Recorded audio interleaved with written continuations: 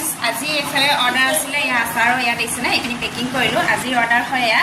পুৰা ইয়া $1 মই পেকিং কৰি থৈছে ইয়া দিছে না আৰু ইয়াত আছে মানে আপোনাৰ এফালে ইয়া 50 रुपीसৰ পেকেট হয় আৰু এফালে ইয়া 100 रुपीसৰ পেকেট হয় একিটা 100 रुपीस আৰু বাকিবিলাক সব মানে 20 টকীয়া পেকেট হয় ইয়া দিছে সব 20 টকীয়া পেকেট হয় আৰু ইয়াত মানে পুৰা আপোনাৰ 50 টা পেকেট আছে পুৰা 20 रुपीस 50 रुपीस আৰু লগতে 100 रुपीसৰ মানে 50 টা পেকেট আছে এতিয়া মই এফালে এয়া ষ্টিকাৰখিনি লগাবলৈ আছে ষ্টিকাৰখিনি কাটি পেলাই ইয়াত এতিয়া মই লগাই যাব লাগিব এইখিনি মই